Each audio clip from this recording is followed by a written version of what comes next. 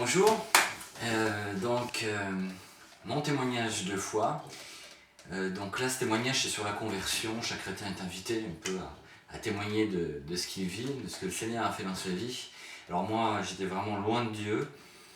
Jésus, ces trucs-là, c'était ringard au possible et je m'y intéressais même pas.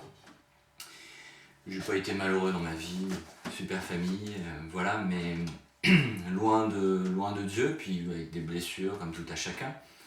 Dans la vie qu'on peut mener, personne n'est parfait. Et moi, dans ma jeunesse, j'étais loin des études, mais alors, très loin. Et puis, donc, échec scolaire. J'aimais pas les études, sentiment de nullité, manque de confiance en moi.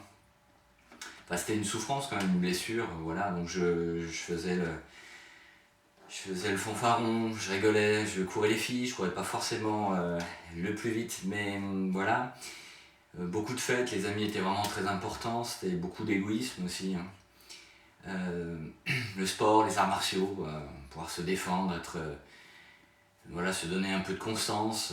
On était vraiment dans un monde où on essayait de se plaire sans cesse un peu les uns aux autres. J'organisais pas mal de fêtes. Voilà, j'étais souvent bourré, pas mal de fêtes bien arrosées. Voilà, et puis plongé dans l'occultisme. J'aimais beaucoup l'occultisme, j'en témoignerai sur le témoignage sur la délivrance, l'occultisme et la délivrance. Voilà, et puis il y a eu à un moment donné des clashs en amitié, des choses où je me suis senti vraiment trahi. Je n'étais pas parfait non plus. Et du coup, je suis parti de ma province et puis je suis monté un peu sur Paris, où là, j'ai recommencé la fête avec d'autres copains, bien arrosé toujours, avec le shit en prime, les filles, et puis de la musique. Voilà, j'aimais bien, je trouvais ça génial, mais en moi, il y avait quand même un vide, un manque, une rancune. De la solitude aussi, certaines souffrances. Et je travaillais par petits contrats en fait, et j'ai rencontré une femme de feu, une apôtre du Seigneur. Alors j'étais vraiment loin de ça, même si j'étais de famille catholique et j'avais fait ma communion.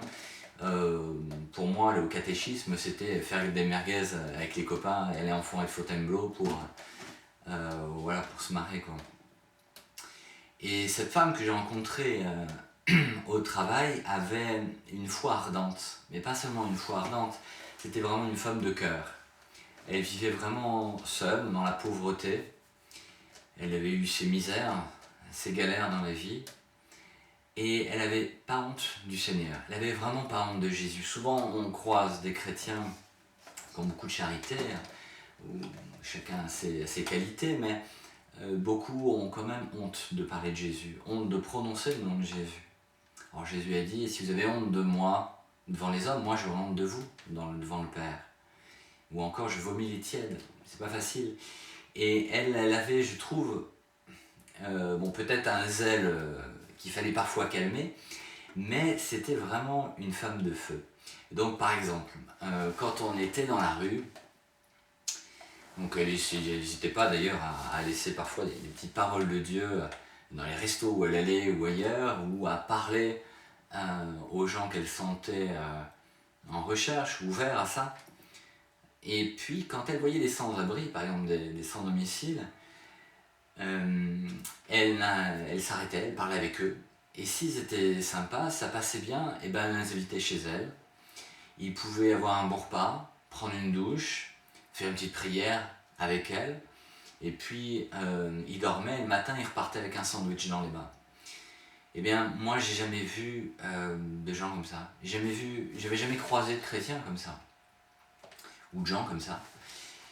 Et c'était pas tout, c'était une femme de foi, elle lisait beaucoup la parole, avec elle j'ai appris à veiller des nuits entières, à jeûner, à poser mes genoux par terre et le front par terre, à prier avec ferveur et à croire que Jésus, que le Seigneur entend nos prières. Bref, elle avait une foi ardente, elle lisait les évangiles, elle connaissait vraiment la Bible, elle savait de quoi elle parlait, et le Seigneur lui faisait de nombreux signes. Et c'est une des premières personnes à qui j'ai vu que j'ai vu imposer les mains aux malades, avec un soulagement concret, arrivé au bout. Donc tout ça vraiment a profondément bouleversé en moi. Alors étant loin de Dieu, cette femme était très attaquée, très critiquée. Et moi, rien que pour ça, je voulais prendre sa défense. Et je voyais aussi toute la souffrance, toute la misère qu'elle avait dans sa vie. Et il y avait vraiment une grâce pour elle, avec elle. Je sentais qu'il y avait quelque chose en elle que je ne savais pas expliquer, mais qui était de l'ordre de Dieu, de l'ordre de mystérieux, de l'ordre de quelque chose de profond, avec un amour ardent. Elle pardonnait aux gens, elle s'en prenait plein la tête même. Parce que les gens sont très moqueurs en fait, qui voient quelqu'un qui vraiment aime Jésus. Parfois ça allait loin. À ce propos, je me souviens d'un ami à l'époque, un collègue qui se moquait beaucoup d'elle, qui a même participé à la faire virer à un moment donné, mais elle avait été le voir un jour, poussée par en elle l'Esprit de Dieu qui lui disait, et elle lui a dit, écoute, t'es vraiment odieux, aussi bien envers moi, mais à travers moi, envers Jésus. Or lui t'aime. Voici ce qu'il te dit. Tu as été odieux, mais le Seigneur va venir te reprendre parce qu'il t'aime. Ça te sera douloureux, tu vas tomber bas. Ça te sera vraiment douloureux, mais il sauvera ton âme.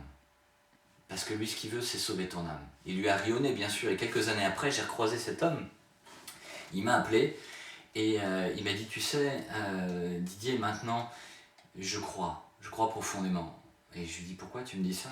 Et il me dit, tu te souviens de la prophétie qu'elle avait faite, cette femme, Yolande, pour moi? Et je lui dis, bien sûr que je m'en souviens. Il lui a dit, ben, tu vois, maintenant, il m'a dit, maintenant, aujourd'hui, là, j'ai le cancer. Et je suis en stade très avancé, et je ne sais pas ce qui va devenir. Mais ce que je sais, c'est que je comprends maintenant plus les choses avec le cœur et moins avec les raisonnements, avec les jugements, les suspicions, les critiques. Et je crois en Jésus. Je crois vraiment qu'il veut mon bonheur et que c'est pas du flan qui est réel. Et moi aussi aujourd'hui, je crois que c'est pas du flan, il est réel. Et à chaque fois que je parlais avec elle, ou qu'on parlait avec elle, elle ouvrait sa Bible au hasard en priant. Et on tombait sur, elle nous montrait, enfin, au hasard, elle prenait un verset et elle tombait à chaque fois sur le verset qu'elle était en train de nous expliciter à travers un témoignage ou une exhortation. Alors une fois, deux fois, trois fois, quatre fois, à un moment donné, j'étais bien obligé de voir qu'il se passait quelque chose. Alors Jésus a toujours dit qu'il accompagnerait ceux qui parlent de lui, voilà, en faisant des signes, des prodiges autour d'eux. Et à ce propos, je me souviens qu'un jour, je témoignais avec quelqu'un qui avait voulu parler avec moi de Dieu, et poser des questions sur Jésus, sur Dieu. Je lui ai parlé un petit peu, puis à un moment donné, je lui ai dit, bon ben voilà, on a bien parlé, maintenant on va s'arrêter, puis on va le laisser parler lui. On va prier, prendre une parole dans la Bible comme ça, au hasard, au nom de Jésus. Alors c'est pas chose à faire sans cesse, hein. Il faut lire les évangiles aussi dans un contexte historique, littéraire, mais il y a parfois une grâce de Dieu qui nous surprend. Et moi, ce don-là, ce charisme de texte, prendre une parole au hasard, m'a énormément aidé. Et si elle n'avait pas prié pour moi, d'ailleurs, pour que je reçoive ça, si je n'avais pas vécu ça, je ne sais pas si je me serais converti aussi facilement, parce que j'ai vraiment vu une présence de Dieu avec elle quand elle témoignait. Donc avec ce frère, je prends une parole au hasard, et je ne comprenais pas vraiment ce que voulait dire cette parole, mais après tout, ce n'était pas pour moi, j'avais pris cette parole pour lui, donc je lui ai donné cette parole que je venais de recevoir. Et il a lu la page de droite, la page de gauche, et puis j'ai vu ses larmes qui ont coulé de ses yeux. Et il me dit, tu sais, sur la page de droite, cela parle d'inceste. Je l'ai subi toute ma jeunesse. Et sur la page de gauche, ça parle de mariage, je me marie dans un mois. Waouh! Seigneur, il y a vraiment que toi qui connais nos vies, et qui connais nos cœurs. Nous, on n'est rien, mais vraiment, on n'est jamais seul. Jésus nous dit, je suis avec vous jusqu'à la fin du monde. Je suis le même aujourd'hui, hier et éternellement. Le problème, c'est pas lui, le problème, c'est nous et notre manque de foi. Alors, quand j'étais sur Paris, tout ça, ça m'a vraiment bouleversé. Et dans mon cœur, il y avait comme, pour moi, le Seigneur me disait, écoute, il faut que tu lâches ça, il faut que tu lâches la musique, il faut que tu lâches cette ambiance de fête, etc. Et moi, je ferai naître quelque chose en toi et dans ta vie de plus beau. C'était pas avec des mots, mais je le ressentais vraiment comme ça, c'est inexplicable. Alors j'ai fini par faire ça, j'ai mal fait d'ailleurs parce que du coup j'ai tourné le dos à des potes que j'aimais beaucoup, mais je savais pas m'en expliquer, je savais juste qu'il fallait que je le fasse. Et effectivement, je suis entré, à l'époque je voulais faire de l'humanitaire, et je suis entré en prière là-dessus pendant 9 jours. Hein. Chez les catholiques parfois, on fait 9 jours de prière avec un saint, moi c'était avec Thérèse de Lisieux. Et au bout du 9e jour, donc on prie toujours Jésus, c'est de lui que viennent toute grâce. Et au bout du 9e jour, où je priais donc sur l'aide humanitaire, et j'ai mon meilleur ami qui est venu me voir, et de lui-même m'a parlé d'aide humanitaire. Je ne vais rien dire. Alors je lui ai expliqué un projet que j'avais, de faire les maraudes dans les rues. À l'époque, il n'y en avait pas à Paris comme pas tant que maintenant. Et ensemble, le jour même, on a été voir la mère d'un copain qui tenait un Emmaüs, et elle nous a dit: les petits gars, vous avez une bonne idée, alors voici du matos, voici des denrées, et puis, et ben voilà, allez faire ce que vous pouvez. Et on a créé une association qui s'appelle À Demain, voilà, dont Thérèse de Lisieux est la sainte patronne.